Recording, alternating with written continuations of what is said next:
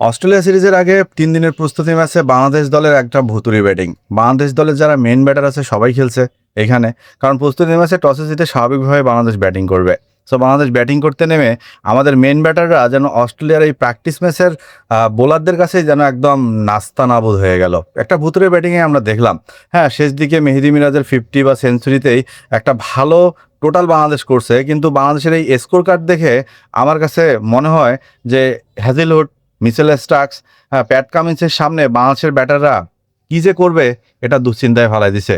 কারণ এভাবে বাংলাদেশ দলের ব্যাটিংটা আসলে হতাশা যোগাবে।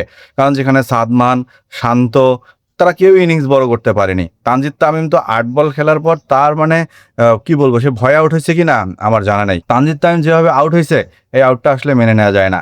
সেইখানটায় বাংলাদেশ দলের মিডল অর্ডারে এসে বাংলাদেশের অন্যতম ২ ভরসার নাম মুশফিকুর রহিম এবং মমিনুল হক, তারাও যেন অচেনা হয়ে গেছে অস্ট্রেলিয়ার বোলারদের সামনে। আমি মানছি বাংলাদেশের ব্যাটাররা প্রথমবারের মতো অনেক বছর পর, ২৩ বছর পর অস্ট্রেলিয়ার মাঠে ব্যাটিং করতেছে। সেখানে তাদের এমন একটা সিচুয়েশন ক্রিয়েট হতেই পারে, সেটা তারাও আমাদের থেকে ভালো জানে। কিন্তু তাদের উচিত ছিল মাঠে কিছু সময় কাটানো। ১০০টা বল খেলেও যদি 0 রানে থাকতো বাংলাদেশের ব্যাটাররা, আমার কোনো কষ্ট লাগতো না। কিন্তু তারা ৫০-৬০ বল খেলছে, ১৭-১৮ রান করছে, এরপর নিজের উইকেটটা বিলিয়ে দিছে, এটা মানা যায় না। দেখেন, সমালোচিত সৌম্য সরকার, তিনি যে অস্ট্রেলিয়া সিরিজে দলে জায়গা পেয়েছে এটা নিয়ে কিন্তু অনেক সমালোচনা হয়েছে।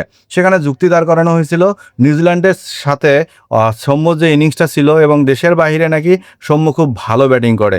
সেই ভালো ব্যাটিংয়ের খেসারত কিন্তু সৌম্য দিছে। প্রায় ৫০ প্লাস একটা বল খেলছে, সেখানে মাত্র ১৬টা রান করছে এবং নিজের উইকেটটা বলা যায় যে উপহার দিয়েই ফিরছে। মানছি ৩ দিনের ম্যাচ, ৩ দিনে তো বাংলাদেশ অ্যাটলিস্ট ২টা দিন ভালো ব্যাটিং করতে পারতো। কারণ অস্ট্রেলিয়ার মাটিতে যখন প্রথমবারের মতো সাদমানরা ব্যাটিং করতে নামছে, শান্তরা ব্যাটিং করতে নামছে, মুশফিক, মমিনুলরা ব্যাটিং করতে নামছে, তাদের উচিত ছিল বোলারদেরকে বাজিয়ে দেখা, উচিত ছিল নিজেদের ধৈর্যের পরীক্ষা দেয়া। কিন্তু বাংলাদেশের যে পুরাতন রোগটা ছিল, যে অচেনা জায়গায় ভুতুড়ের স্টাইল, সেটা আবারও প্রমাণিত।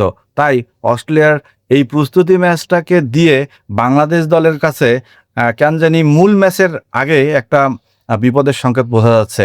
ব্যাটসম্যানরা যদি তাদের ন্যাচারাল খেলাটা খেলতে না পারে, তাহলে বিপদ মনে হয় প্রথম ম্যাচটাতেই থেকেই শুরু হবে। দ্বিতীয় ম্যাচে ওই শিক্ষা সফর দিয়েই বাংলাদেশ সিরিজ বা অস্ট্রেলিয়ার বাংলাদেশের যে ট্যুরটা আছে সেটা শেষ হবে।